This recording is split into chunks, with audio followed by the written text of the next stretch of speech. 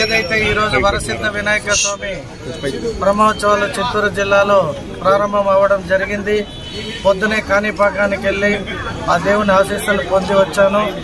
అలాగే మన రాష్ట్రంలో వరదల కారణంగా మన ముఖ్యమంత్రి గారు కావచ్చు, మంత్రులు, మిగతా బృందం అంతా కూడా అక్కడే ఉండి వరద బాధితుల సహాయ సహకారం నేను కూడా అక్కడ 16వ వార్డు ఇన్ఛార్జిగా ఉండడంతో ఒక చిన్న పిలుపు ఇవ్వడంతో చిత్తూరు నియోజకవర్గ మా అందరూ ఎవరైతే తెలుగుదేశం పార్టీ ప్రభుత్వం పైన అభిమానం, గౌరవం ఉండిందో అందరూ కూడా వారికి సహాయం ఏమైతే బియ్యం కావచ్చు, ఆయిల్ కావచ్చు, అలాగే ఇంకా ఏది తోచితే అది వారి వంతు సహకారాన్ని పంపించారు. వారందరికీ కూడా ప్రత్యేక ధన్యవాదాలు. ఈ సందర్భంలో కాణిపాక వరసిద్ధ వినాయక స్వామి ఆశీస్సులు నారా చంద్రబాబు నాయుడు గారికి, అలాగే మా యంగ్ డైనమిక్ మంత్రివర్యులు శ్రీ నారా లోకేష్ గారికి, అలాగే ఈ ప్రభుత్వానికి కూడా ఉండాలి. ఎందుకంటే నేను అక్కడ ప్రత్యక్షంగా వరదల్లో చూశాను.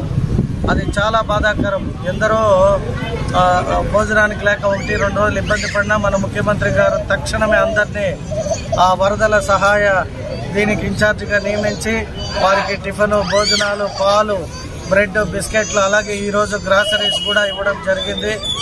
ముందుగా మన ముఖ్యమంత్రికి కాణిపాక వరసిద్ధ వినాయక స్వామి ఆశీస్సులు, ఆరోగ్యానికి దేవుడు ఎప్పుడూ ఆయనకి నిండు 100 ఏళ్లు దీవించాలి. ఎందుకంటే అటువంటి ముఖ్యమంత్రిని నేను ఎక్కడా చూడలేదు. గత 6 రోజుల నుండి ఇంటికి కూడా పోకుండా అక్కడే కలెక్టరేట్లోనే బస్సులో ఉంటూ ప్రతి ఒక్కరిని మానిటరింగ్ చేస్తూ 1-2 గంటలు మాత్రమే నిద్రపోతున్నారు. కాబట్టి భగవంతుడు వారికి మంచి ఆరోగ్యాన్ని, అధికారాన్ని ఇవ్వాలని ఆ దేవుణ్ణి కోరుకుంటూ అందరికీ హ్యాపీ వినాయక చవితి.